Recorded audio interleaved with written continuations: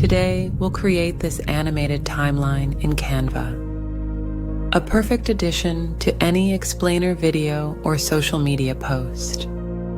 Make sure to stick around until the end, where we'll add immersive sound design and create a perfect... Let's get straight into it. Open Canva and create a new design.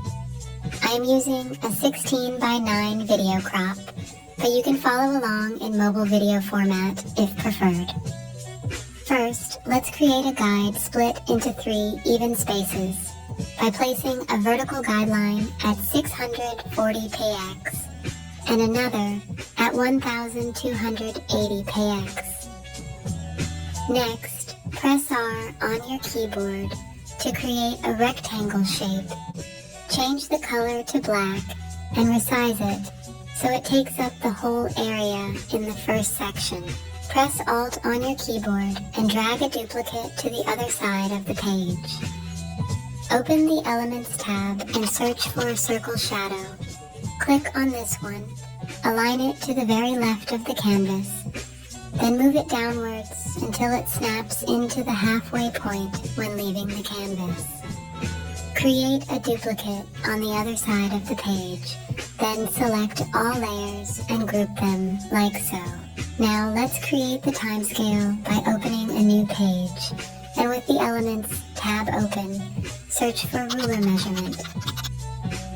Select this one, rotate by 180 degrees, align to the bottom right of the canvas, and create a duplicate like so. Zoom in and make sure the 2 endpoints are overlapping to keep things evenly spaced. Select both layers and resize them to the halfway point. Then duplicate again to cover the full width of the canvas and group them together like so. The scale includes 9 points to work with. If you are working with a broad numbered scale like I am, you may want to duplicate again to increase the range. Next, open the text tool and select Add a Heading. Type out the first unit of your scale and align it to the first point.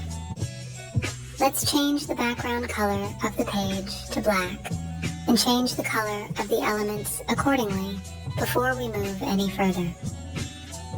Continue adding the units to the scale, making sure to group them together every time you cover the full width of the canvas. Once the scale is completed, copy it over to the first page.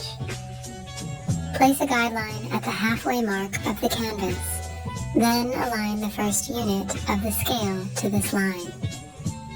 Open the Position tab and move the scale behind the group layer. Click on the page and change the background color to black. As you can see, with the scale placed behind the group layer we created earlier, we can give the illusion of the scale appearing out of nowhere. At this point, we can increase the size of the scale so it is more prominent on the page.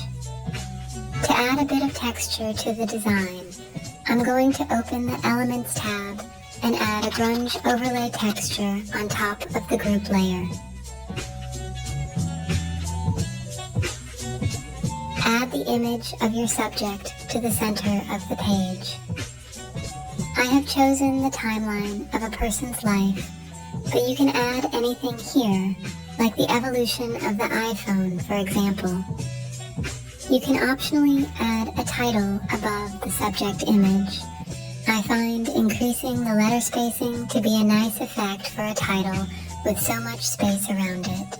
Time to start animating. Select the subject image and in the animation panel, select the succession animation, making sure both is selected in this section. Set the duration of the first page to 4 seconds, then press Ctrl D on your keyboard to make a duplicate. With the second page selected, open the Position tab and select the scale group, like so. Hold Shift on your keyboard and align the next unit to the centered guideline. Replace the subject image, making sure to add the same succession animation as before. Place a match and move transition between the 2 pages with a duration of 2 seconds. Now let's preview what we have so far. You may notice that the subject image does not animate during the transition. Let's fix that. Select the thumbnail zoom function and zoom in to 500%. Right-click on the subject in the first page and select Show Timing. Set the image to disappear before the match and move transition activates. Do the same with the image in the second page. Now let's preview the results.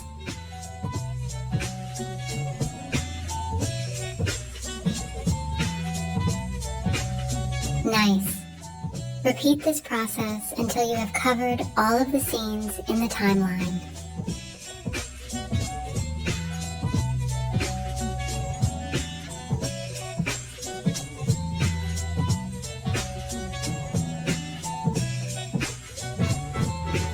Now let's add some sound design. Open the Audio tab, filter for effects, and search for Polaroid camera. Select this one, place it on the timeline, and position it so it activates when the match and move transition begins. Reduce the volume to 10.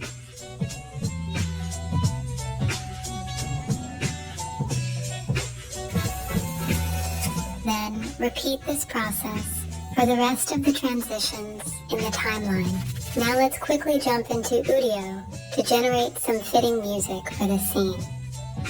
Something like sentimental, time-lapse, piano, arpeggio, film score should best describe the music for this timeline animation.